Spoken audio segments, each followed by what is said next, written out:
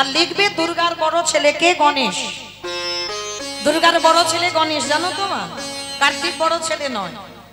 কারণ এই নিয়ে বাবা একদিন দ্বন্দ্ব হয়েছিল না, দুই ভাইয়ের দ্বন্দ্ব হয়েছিল। এই কার্তিক বলে আমি মায়ের বড় ছেলে, আর গণেশ বলেছিল আমি মায়ের বড় ছেলে। আর এই বলে দুইজনে ঝগড়া বেঁধে গেছে, মানে হাতাহাতি মারামারি হবে।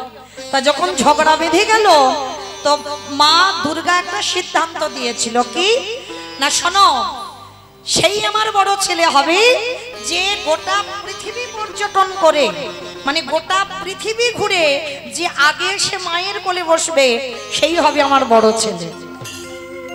মায়েরা, আমার থেকে আপনাদের অভিজ্ঞতা বেশি, ভালো করে জানেন এই কার্তিকের বাহনটা কি?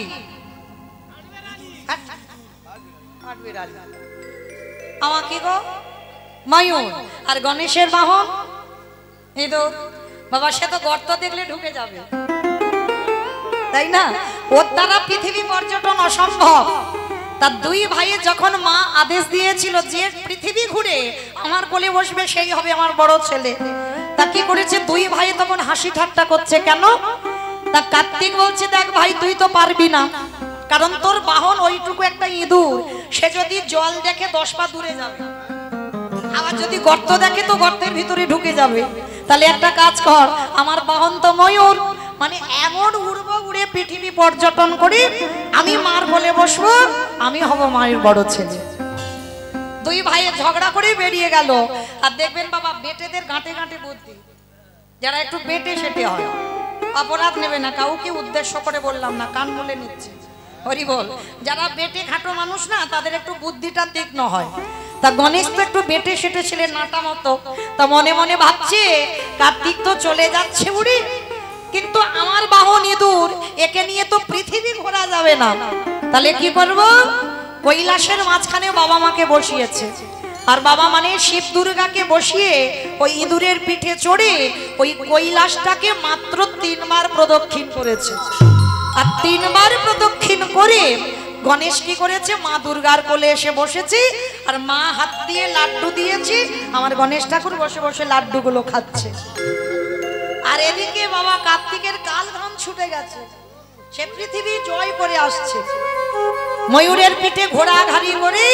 এইবার দরজা দিয়ে যেই না প্রবেশ করেছে, দেখা মাত্র ছম, আরে বাবা, হ্যাঁ রে গণেশ, তুই কি করে আমার থেকে আগে চলে এলি? মা দুর্গা হেসে বলল, বাবা এদিকে আয়। যে বুদ্ধিটা আমার গণেশের আছে, সেই বুদ্ধির সেই চেতনা এখনো তোর হয়নি। বলে কেন? বলে শোন বাবা, পৃথিবী জয় করতে লাগে না, যে বাবা মাকে শ্রদ্ধা করতে জানে, যে বাবা মাকে ভক্তি করতে জানে, মূর্তি পূজা করে কিছু লাভ হয় না। যদি এ জগতে কেউ জীবিত ভগবান পূজা করে, তাকে যেতে হয় না নবদ্বীপ, যেতে হয় না বৃন্দাবন, হরিদ্বার, দক্ষিণ ভারত, পশ্চিম ভারত, কুম্ভ মেলায়, কোথাও যেতে হবে না।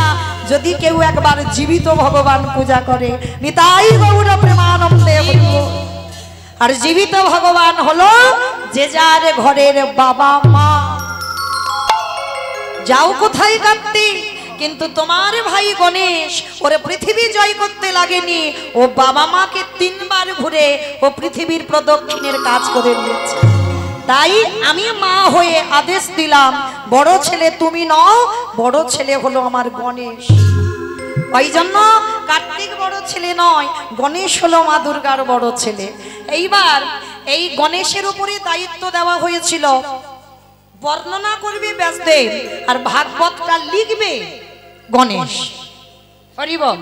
তা এই গণেশ যে লিখবে, তা ভাগবতটা যে বর্ণনা করবে, তো মনে মনে ভাবছে আমি তো একটু স্নান করে শুদ্ধ হব। শুদ্ধ না হলে কি হয়? তো নদীতে স্নানে গেছে মা, আর নদীতে স্নানে গিয়ে দেখছে বিশাল বড় একটা বট গাছ, আর ওই বট গাছের ডালে ছোট্ট একটা চড়ুই পাখি বসে আছে। বাবা, চড়ুই পাখি চেনো তো? পাখিটা সাইজ খুব বড় হয় না, ছোটখাটো একটা পাখি। তার চড়ুই পাখি দেখবেন বেশিরভাগ যাদের মাটির ঘর, খড়ের চাল, ওই ঘুরে ঘুরে বেড়ায়, চড়ুই পাখি বলি। তো আমার ডায়মন্ড হারবারে চড়ুই বলে, আপনারা কি বলেন? বেশ, তাহলে বুঝতে সুবিধা হয়।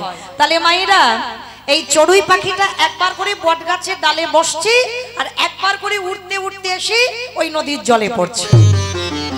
অনেকক্ষণ ধরে ব্যাসদেব লক্ষ্য করছে পাখিটা একবার জলে পড়ে আর পাখিটা একবার ডালে বসে। তা ব্যাসদেব মনে মনে ভাবলো নিশ্চয়ই পাখিটা শরীরে কোনো জ্বালা যন্ত্রণা হচ্ছে, যার জ্বালা সহ্য করতে না পেরে পাখিটা একবার জলে পড়ে আর একবার ডালে বসে। তা ব্যাসদেব চড়ুই পাখিটার কাছে করজোড় করে গেছে, পাখি ও পাখি একটা কথা বলবো। কি কথা? আচ্ছা অনেকক্ষণ ধরে লক্ষ্য করছি তুই একবার জলে পড়িস আর একবার ডালে বসিস। হ্যাঁ রে চড়ুই, তোর শরীরে কি কোনো জ্বালা যন্ত্রণা হচ্ছে যেটা সহ্য করতে না পেরে তুই একবার করে জলে পড়ছিস আর একবার ডালে বসছিস?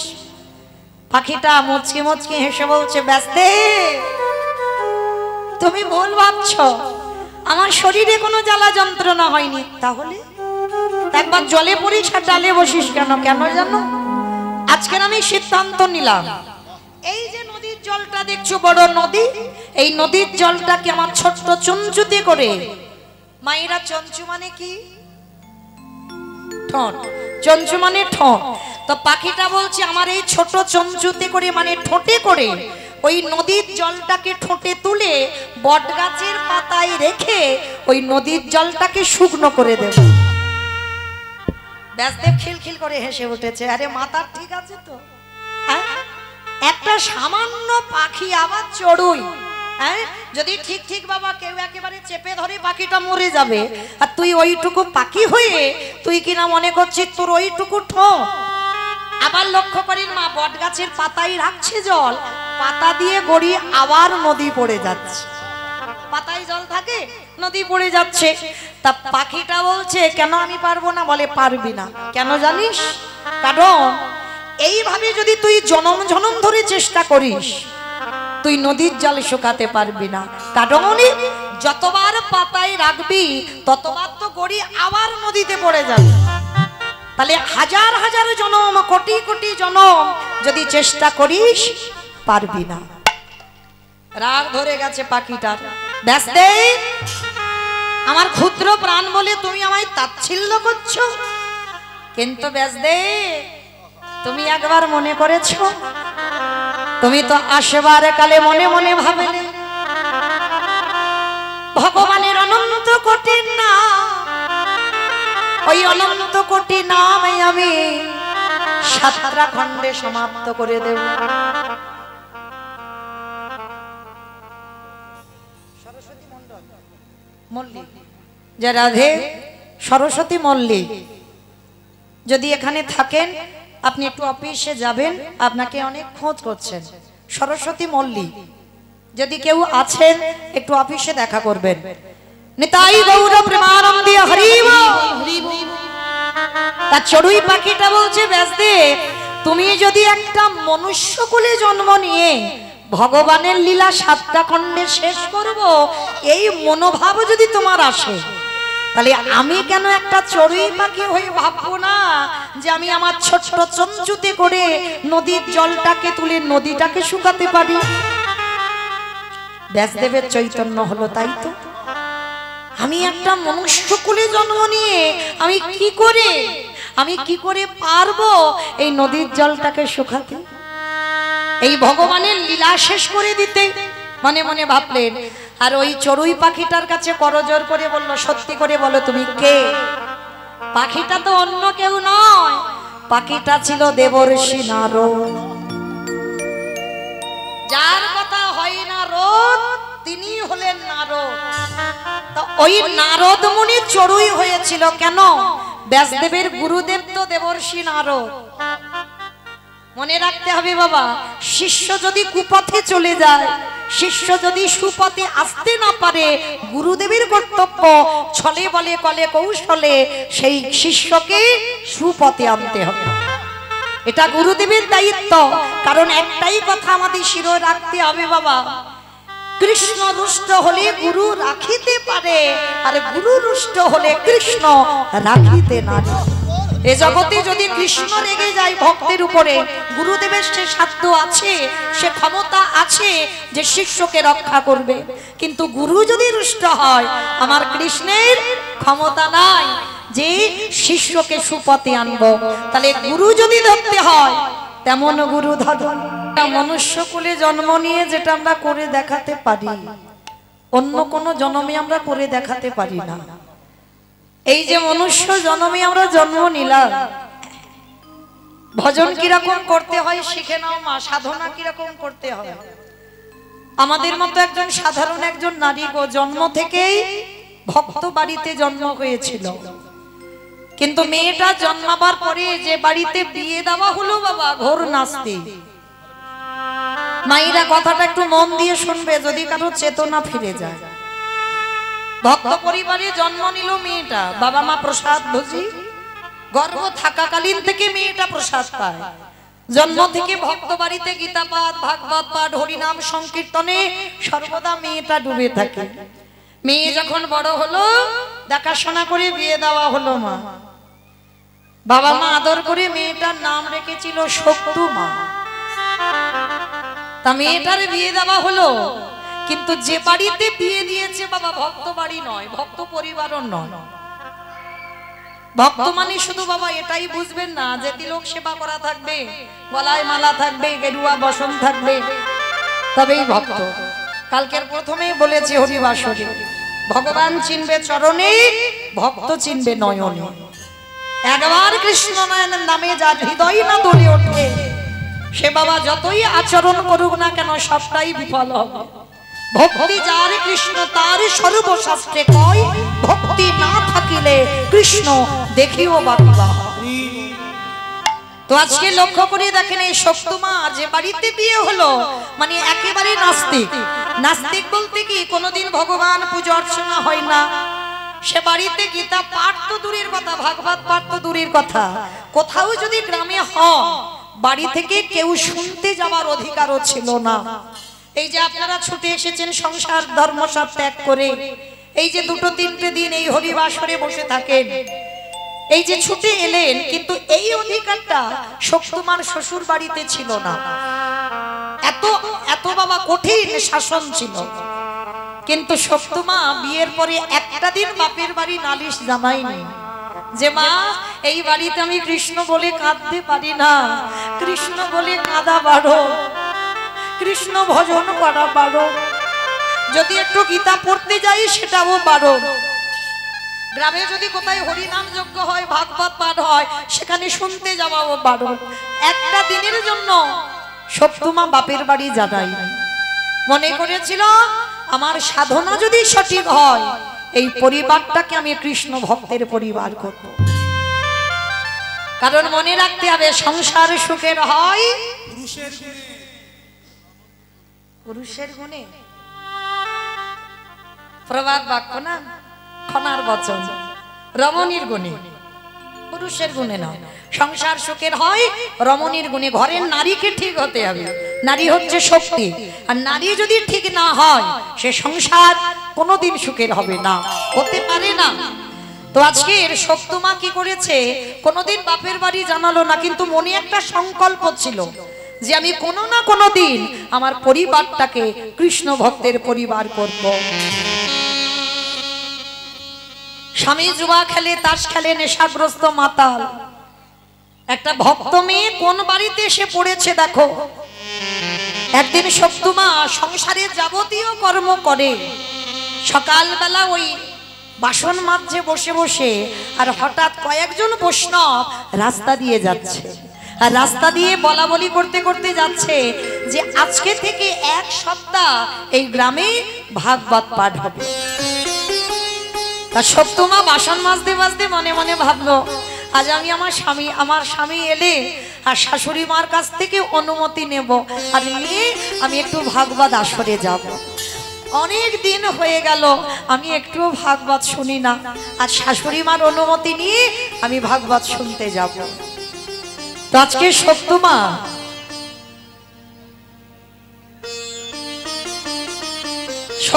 যেই না আজকে কি করেছে বাবা, ভাগবত পাঠ হবে, শাশুড়ি মার কাছে গেছে। মা,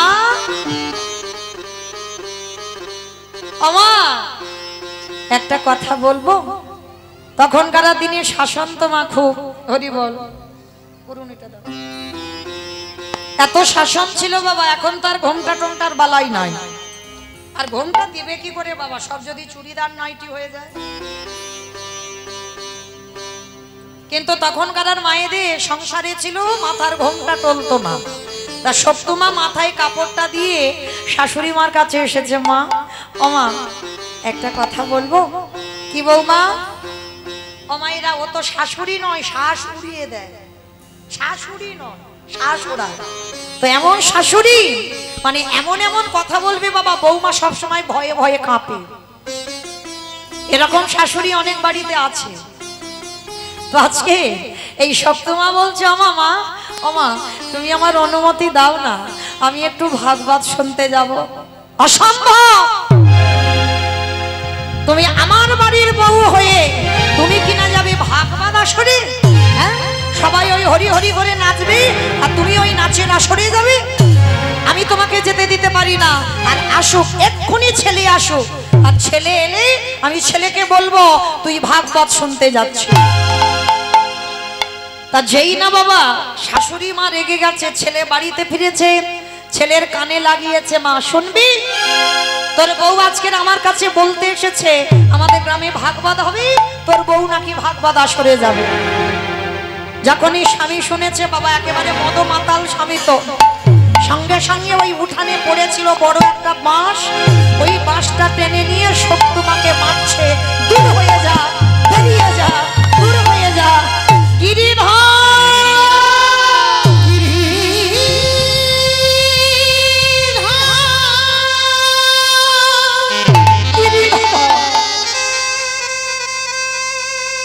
একেবারে দেখা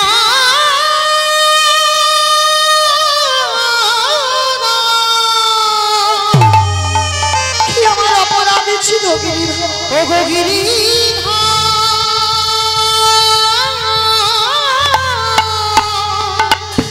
দেখা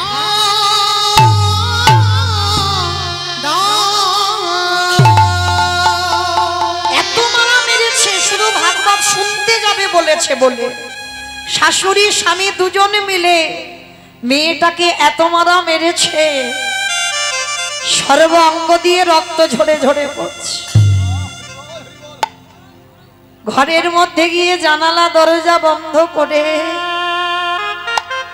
ভগবানের চরণে বসে বসে কাঁদে আর বলে, দয়াময় কি আমার অপরাধ ছিল,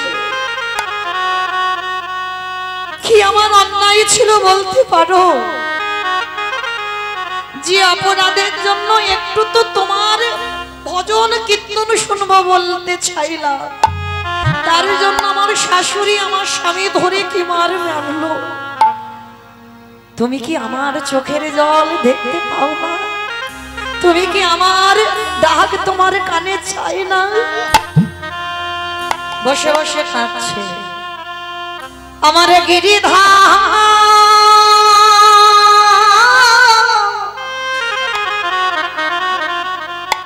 আরে কি মন্দিরে মাসি হাতে দাঁড়াতে পারে? যেই না মেয়েটা নয়ন জলে বুক ভাসিয়ে কাঁদছে, ওই মেয়েটার গায়ে যত না আঘাত, তার থেকে দ্বিগুণ আঘাত হয়েছে আমার ভগবানের গায়ে। আপনারা বলেন না আমরা জীবনে কষ্টে আছি, ভুল কথা, কখনো বলো না। তুমি যত না কষ্ট পাচ্ছ তার থেকে আমার ভগবান দ্বিগুণ কষ্ট পাচ্ছে। কেন? প্রতিটা জীবের মধ্যে পরমাত্মা রূপী ভগবান বিরাজ করছেন। তাহলে আমি যেমন কষ্ট পাচ্ছি, আমার ভগবান অন্তরে আমি বেশি কষ্ট পাই। তাহলে তুমি একা কষ্ট পাও না, তার সপ্তমায়ের অঙ্গের প্রত্যেকটা আঘাত আমার গিরিধরের গায়ে লেগেছে। গিরিধর মনে মনে চিন্তা করছে, যাই মেয়েটা আমার কীর্তন শুনবে বলল, স্বামী শাশুড়ি এত মারা মেরেছে, যাই একবার মেয়েটাকে একটু সান্ত্বনা দিয়ে আসি। এইবারে ভগবান আমার শাশুড়ির বেশ ধরেছে। কি মজার ব্যাপার দেখো, ভগবান শাশুড়ি হয়েছে। আরে ভগবান শাশুড়ি কইয়ে যেই না সপ্তমা দরজা বন্ধ করে কাঁদছে আর ভগবান শাশুড়ি হয়ে দরজা ধাক্কা দিচ্ছে, বৌমা বৌমা, কি আমার শাশুড়ি ডাকছে, তার মানে কি আবার আমায় মারবে? মনে ভয়, ছোট্ট একটা মেয়ে তো, তখনকার দিনে ছোট ছোট মেয়েদের বিয়ে হতো, মা অত জ্ঞান বুদ্ধি থাকতো না, ভয় হচ্ছে যদি মা আবার মারে, বারবার ডাকছে, বৌমা দরজা খোলো। সপ্তমা তাড়াতাড়ি করে, গায়ে তো মেরেছে খুব, গায়ে দিয়ে রক্ত বেরোচ্ছে, দরজাটা খুলে দিয়েছে, অঙ্গটা ঢাকা দিয়েছে সব, হাত জড়ো করে মাথা নিচু করে দাঁড়িয়ে আছে। ভগবান যে শাশুড়ি হয়েছে সেটাকে বুঝতে পারল। ভগবান এসে সপ্তমায়ের মাথাতে হাত দিয়েছে। পরশমণির পরশে লোহা সোনা হয়, আর আমার গোবিন্দ যদি কোনো ভক্তকে পরশ করে তার হৃদয়টা সোনার থেকে আরো মূল্যবান হয়ে যায়। ভগবান আমার সপ্তমায়ের মাথায় হাত দিয়ে বলছে, কিরে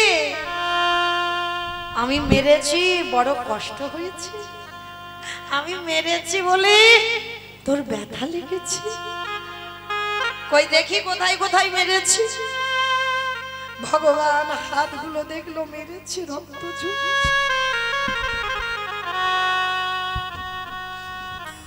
সর্বঙ্গে ভগবান হাত বুলিয়ে দিচ্ছে, সব জ্বালা যেন নিমিষে জুড়িয়ে গেল।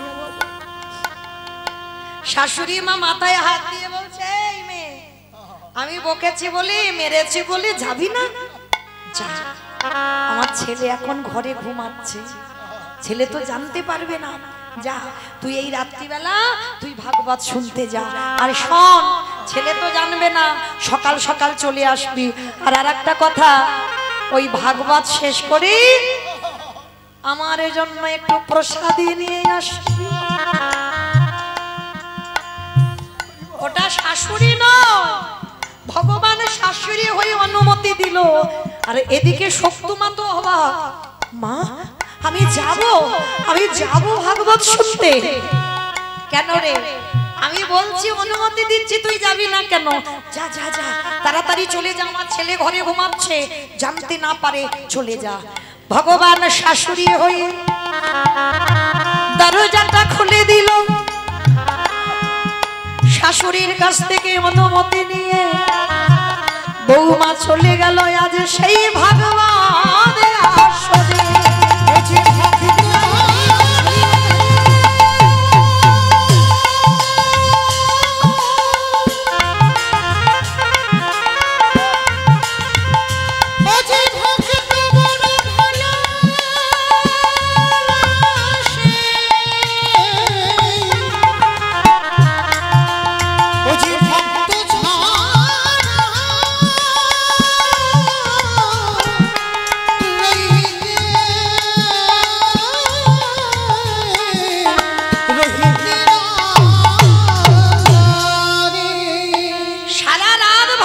শুনেছে বৌমা, এদিকে তো আসল শাশুড়ি ঘরে ঘুমাচ্ছে, স্বামী ঘুমাচ্ছে, আর ভগবান শাশুড়ি হয়ে অনুমতি দিয়েছে।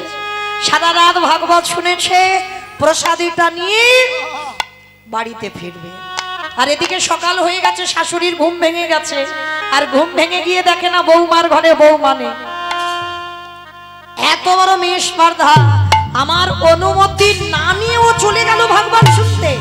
দাঁড়া, আসুগর ব্যবস্থা আমি করব। এইবার একটা বেতের বাড়ি নিয়ে শাশুড়ি দরজায় দাঁড়িয়ে আছে, বৌমা এলেই মারবে। আর এদিকে বৌমা তো জানে না, সে জানে আমার শাশুড়ি অনুমতি দিয়েছে, আমার তো চিন্তা নেই। সারা রাত জেগে হরিনাম কীর্তন শ্রবণ করে প্রসাদী নিয়ে বাড়িতে এসেছে। যেই না বাড়িতে চরণ দেওয়া, শাশুড়ি মা বলে উঠলেন, দাঁড়া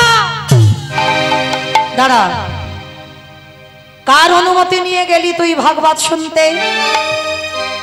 অবাক হয়ে গেল। মা, ও মা, তুমি তো আমার অনুমতি দিলে, আমি ঘরে কাঁদছিলাম, আমি তো যেতে চাইনি।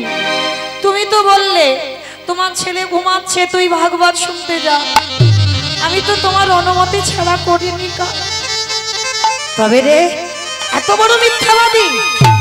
আমি ঘরে ঘুমাচ্ছিলাম, তুই চুরি করে চলে গেলি, আর ছেলেকে বলবি আমি তোর অনুমতি দিয়েছি। এরাই হলো কৃষ্ণ ভক্ত। বিনা অপরাধে দোষ কাঁধে নিতে হবে, বিনা অপরাধে অপরাধী হতে হবে। কৃষ্ণ ভক্ত কোনোদিন সুখে থাকতে পারে না মা, কখনো থাকবে না। কৃষ্ণ ভক্ত যদি তুমি হয়েছো, মৃত্যুর আগের দিন পর্যন্ত তোমার কষ্ট পেতে হবে। যে কষ্টটা তুমি কাউকে বলতে পারবে না।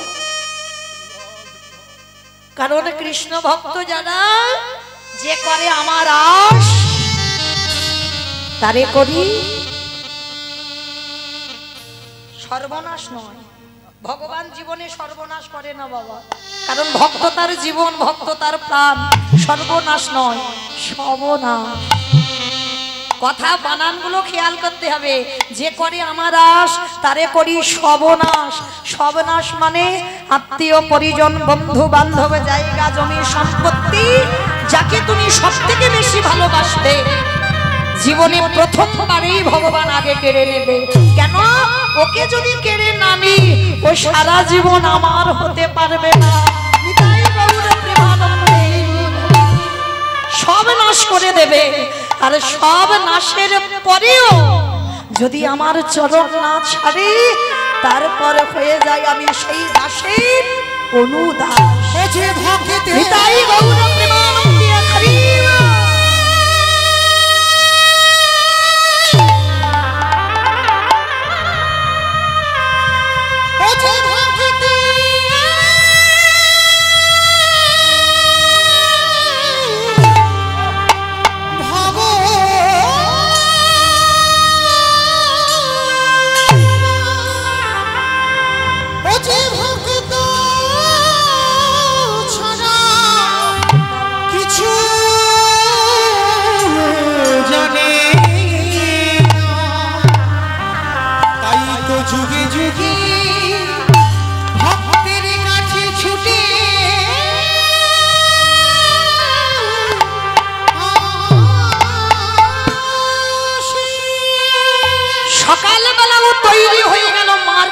জন্য শাশুড়ি মা বলে উঠলেন, আমার অনুমতি না নিয়ে গেছিস, দেখাচ্ছি মজা। সকালবেলা ভাগবত শুনে আসতে এত মারা মারছে, আর থাকতে পারে না, চিৎকার করে ডাক দিল, গিরিধার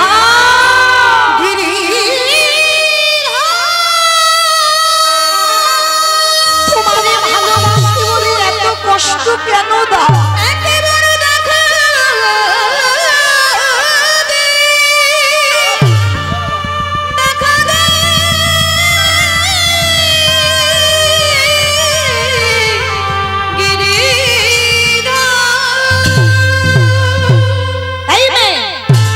বাসন মাজবে কে? ঘর তাবা মুছবে কে? জামা কাপড় কাচবে কে? তুই সকালবেলা ভাগবত শুনে সারা রাত জেগে বাড়ি ফিরছিস। ভগবান আরে কি থাকিতে পারে? মন্দির থেকে বাহিরে হয়ে ভক্তির কষ্ট হবে জেনে, এঠো বাসনে ভগবান মেজে দিল, জামা কাপড় ভগবান খেছে দিল। ভক্তের জন্য ভগবান ওই দামা ঘরে উঠান মুছে দিল।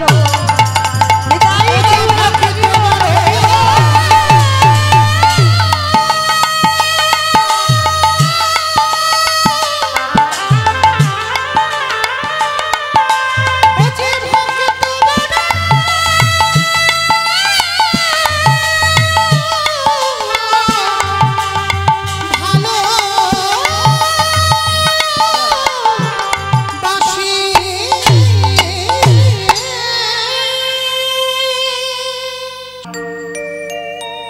যে গুরুর চরণ ভজন করিলে, যে গুরুর চরণে আশ্রয় করিলে,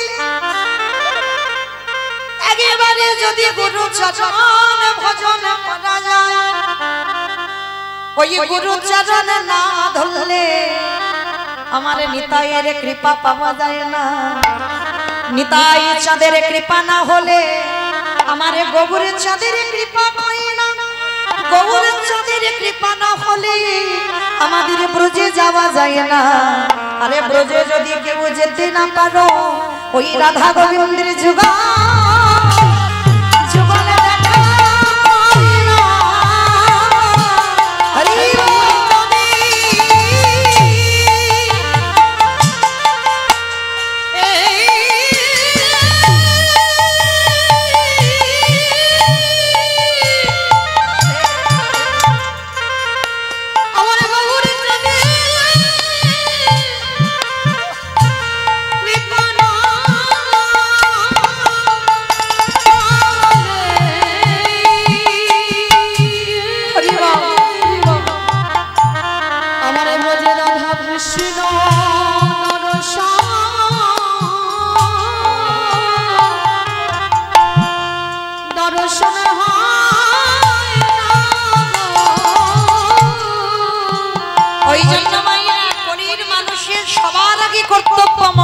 জীবনে গুরু চরণ আশ্রয় করার পর আমার নিতাই চরণ ভজতে হবে।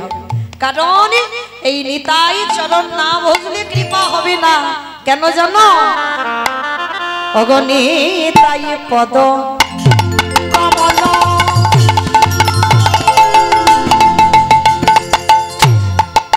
হরি কোটি চন্দ্র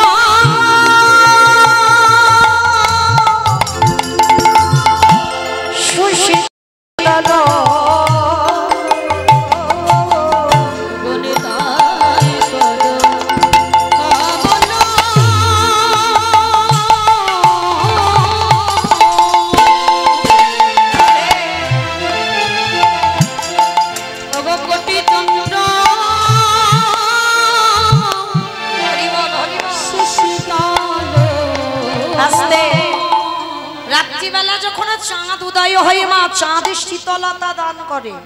আমার নিতাই চাঁদের চরণের তলাটা ঠিক ওই রকম। নিতাই পদ কমল কোটি চন্দ্র সুশীতল, মানে কোটি চাঁদ উঠলে যেমন শীতল দান করে, আমার নিতাই চাঁদের চরণ তলটা ঠিক তেমন। যে ছায়া এই জগৎ জোড়া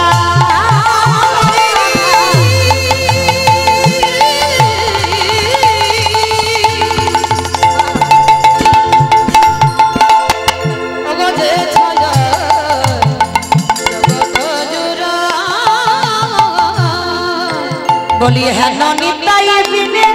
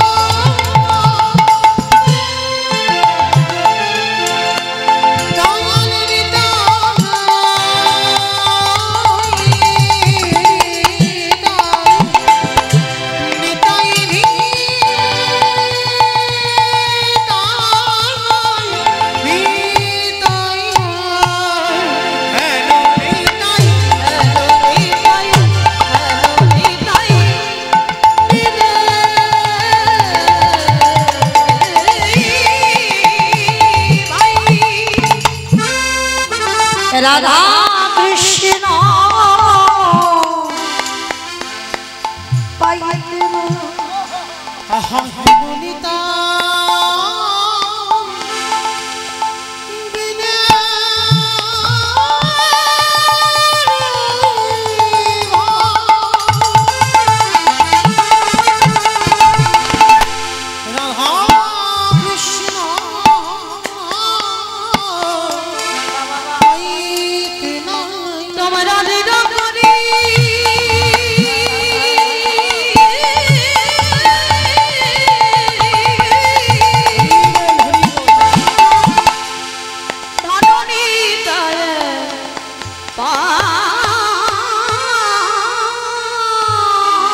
বলি একবারে ভজ ভজ সবাই নিতাই ভজ নিতাই ভজলি নিতাই গৌর প্রেমানন্দে হরিবা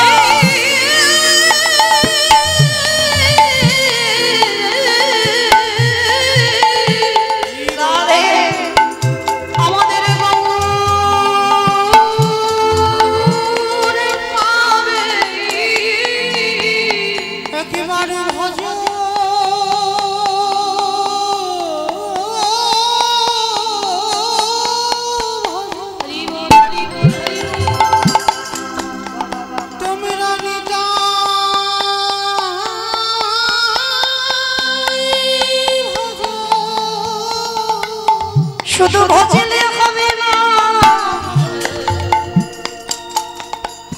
ওই গোবিন্দ যদি কৃপা পেতে চাও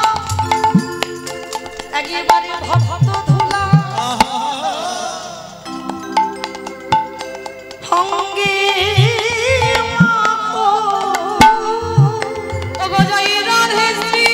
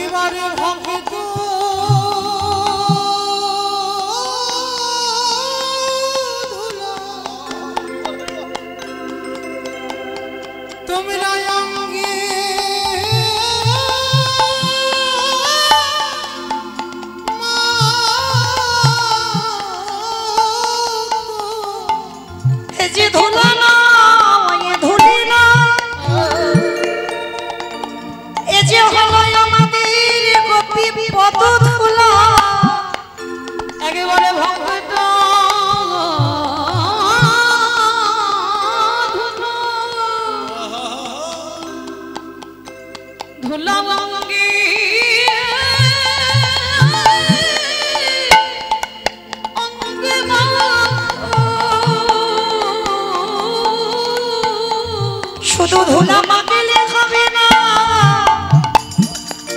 আরে কি করবে জানো ওই ধুলা মাখয়া নয়ন জলে ভাসো ও গো বৈষ্ণবে কৃপা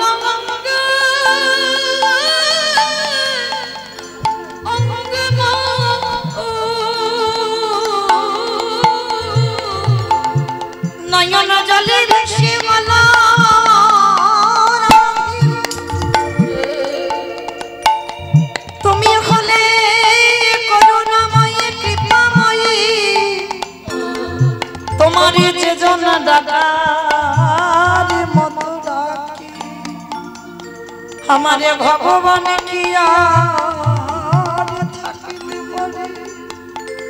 ताई राधी गो जन चरो ओ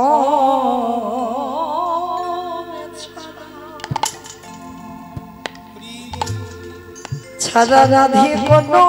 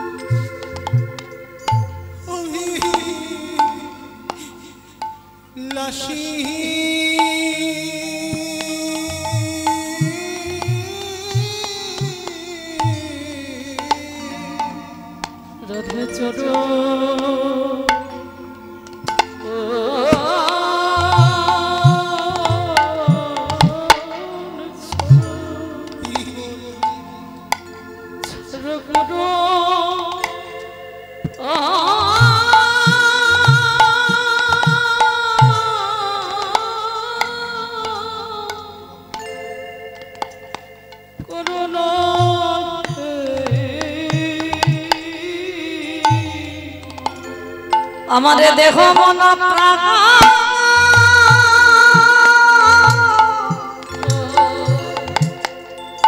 আমারে জীবন চরণ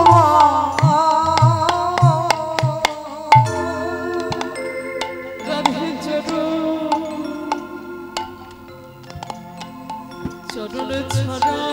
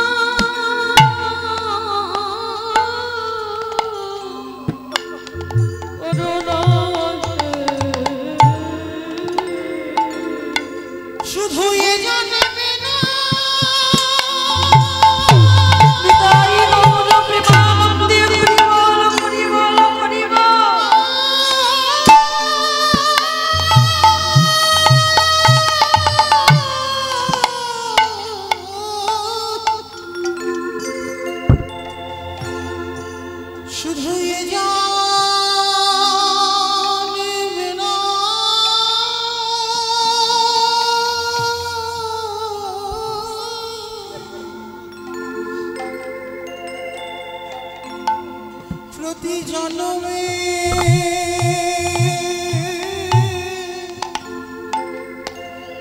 জন্মে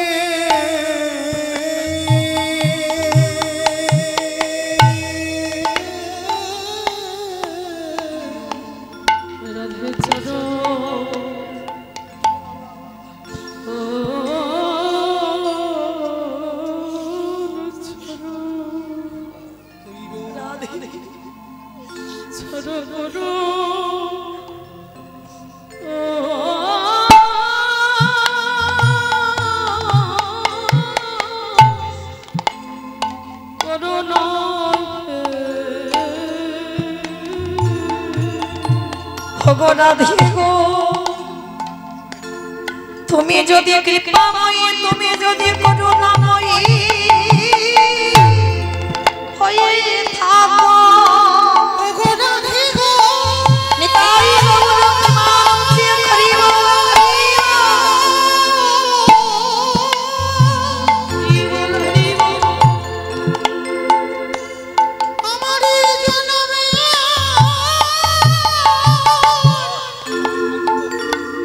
হলো না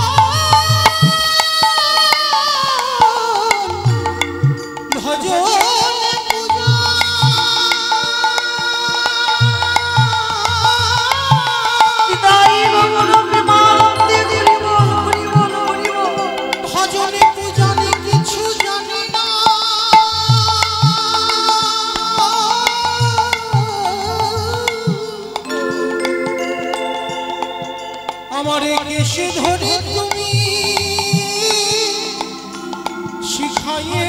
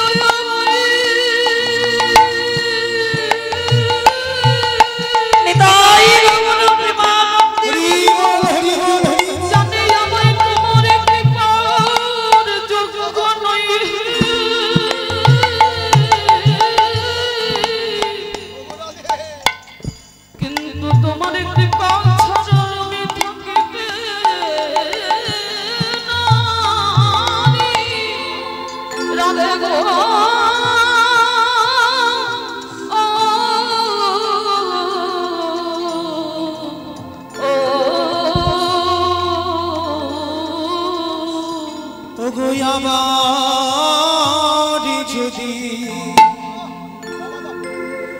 আসি ফিরে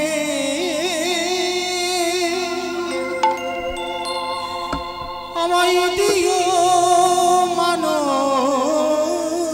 জনম নিতাই গৌর প্রেমানন্দে যদি আসি ফিরে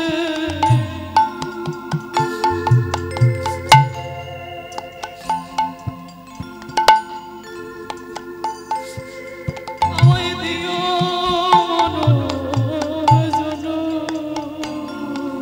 সেদিনে মনে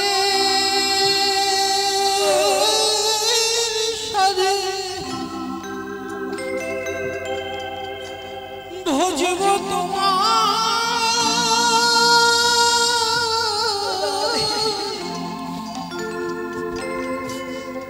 গো রাধা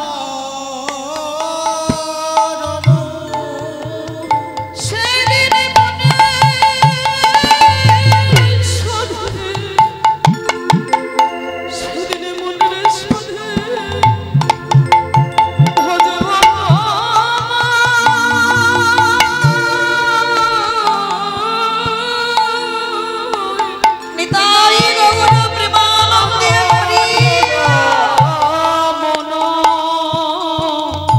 আবার যদি আসি ফিরে দিও মানব জনম তুমি কত জানা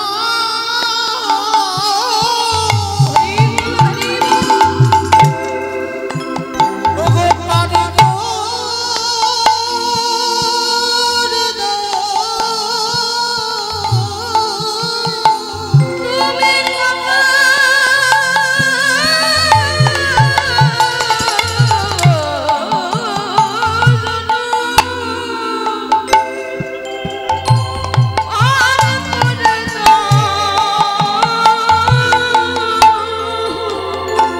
ওগো তেমনি করে তারাও মরে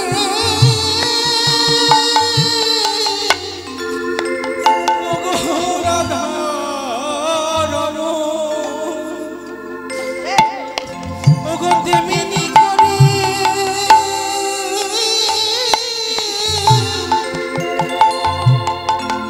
এবারে তারা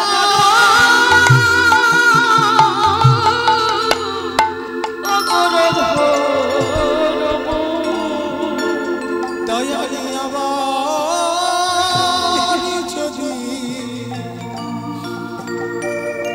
আসি ফিরে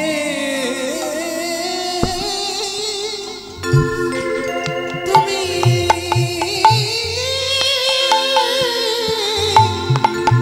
দিও মানব জনম আমার যদি আসি ফিরে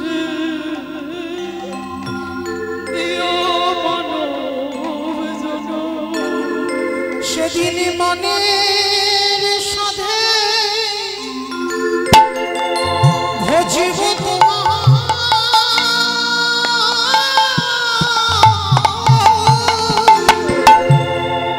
ওগো রাধা রানো সেই দিন মনে সবে ভজবন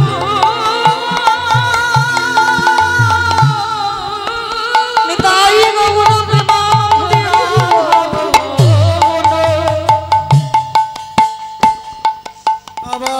আবার যদি আসি ফিরে দিও মানব জনম আমার যদি আসি ফিরে প্রিয় মানব জন ও মায়ের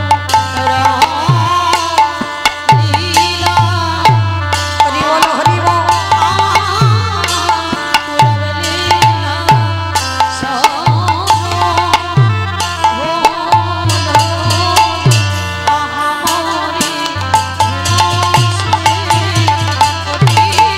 আমারে আ আ আ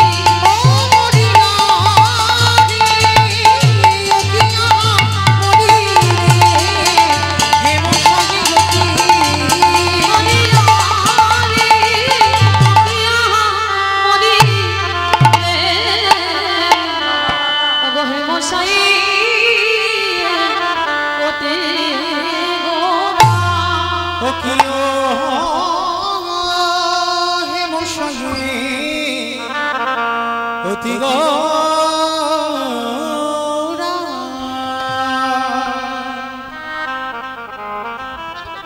আজ হে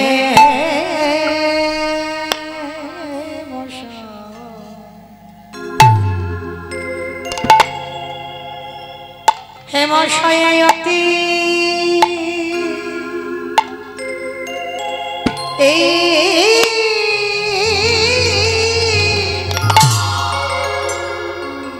অতি গৌরা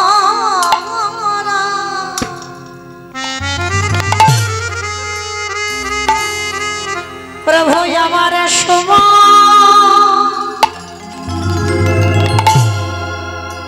সমধরা হাস থোড়া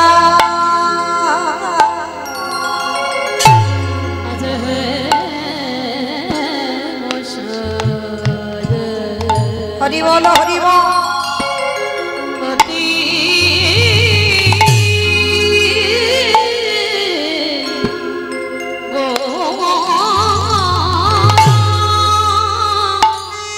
উলুধ্বনি মায়ের একটু প্রেম সে আমার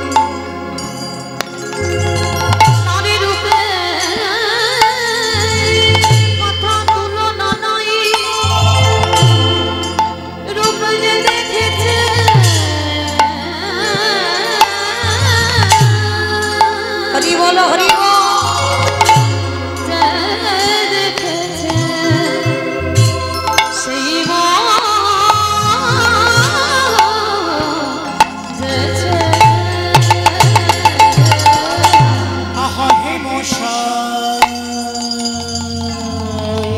হরি বল হরি বল হে মশাই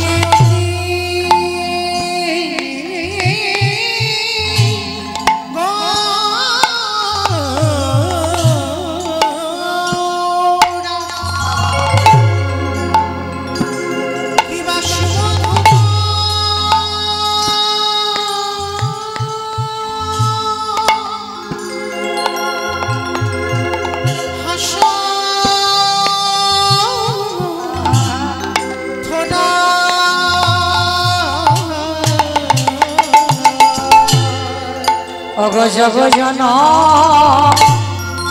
নয়ন আনন্দ আনন্দ আনন্দ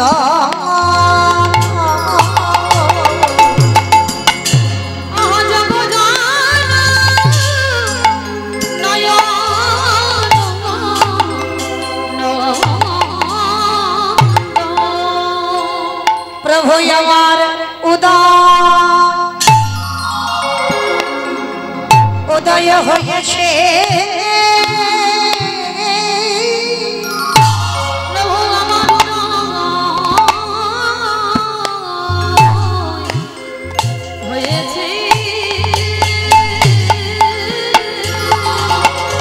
দেখো দেখো নদী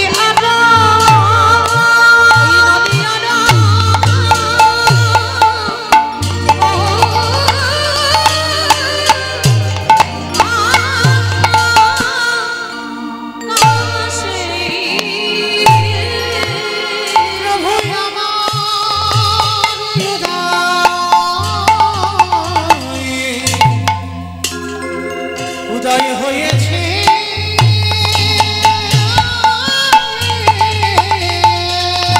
দেখো দেখো দাঁড়ে দাঁড়ে না বিলাইছে দেখো দাঁড়ে না বিলাইছে ওগো জীবেরা হাতে ধরে পায়ে পড়ে দেখো দাঁড়ে না বিলাইছে আমাদের হয় বাকি না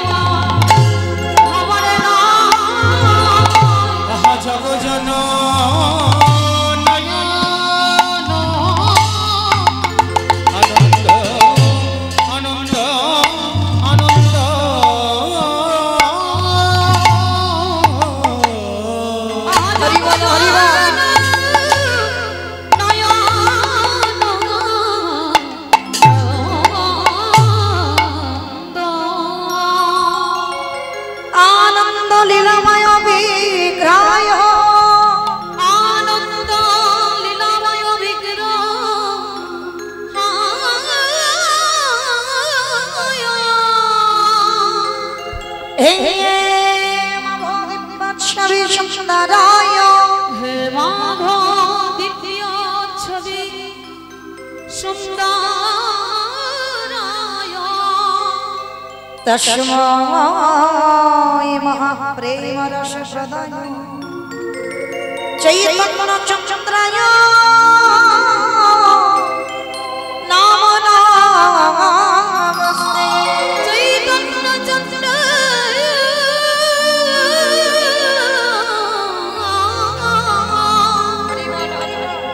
নমো নমস্তে। জানি তাই জয় রাধেশ্যাম, জয় জগন্নাথ, জয় মা প্রভু, হরে কৃষ্ণ, জয় রাধে, জয় রাধেশ্যাম। সমবেত শুধু কৃষ্ণ অনুরাগী, গৌর অনুরাগী, মাতৃমণ্ডলী, পিতৃমণ্ডলী, আহুত অনাহুত ভাগবত এই গ্রামবাসী বৃন্দ, যারা আমার রাধা গোবিন্দের, যারা আমার গৌর নিতাই রাতুল চরণ আশ্রয় গ্রহণ করেছেন, তাহাদের সাবাকার চরণে রইল আমার কোটি কোটি দণ্ডবত।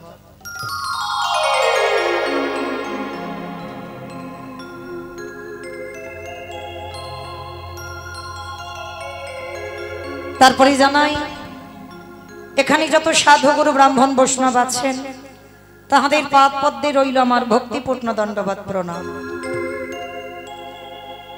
তারপরে জানাই বাবা, আমি আমার পিতামাতার চরণে, আমার শিক্ষা গুরু দীক্ষা গুরুর চরণে অনন্ত কোটি কোটি দণ্ডবত প্রণাম। তবে আমার হেন পাতকেরই নেয় বৈষ্ণব দর্শন শাস্ত্র, সে যে প্রগাঢ় সমুদ্রবত, আর সেই সমুদ্র মধ্যে যে তত্ত্বরূপ রত্নটা লুকানো আছে, আমার পক্ষে একটা অনুপযুক্ত ডুবুরির সম্ভব নয় সেই তত্ত্বরূপ রত্নটাকে সমুদ্র বক্ষ থেকে উদ্ধার করবার। তথাপি আপনাদের মতো সাধুগুরু বৈষ্ণব, আপনাদের মতো গুরুজনদের পদতলে যখন দাঁড়িয়েছি, আপনাদের মতো গুরুজনদের পদধূলা শিরোধার্য করে গৌর গোবিন্দের কৃপা মাথায় নিয়ে, পিতামাতার আশীর্বাদ মাথায় নিয়ে আজকে শুরু করব ভগবানের সেই মধুর নাম। তবে নাম বলতে গিয়ে অনেক ভুল ত্রুটি হবে কেন বাবা? অবশ্যই করব।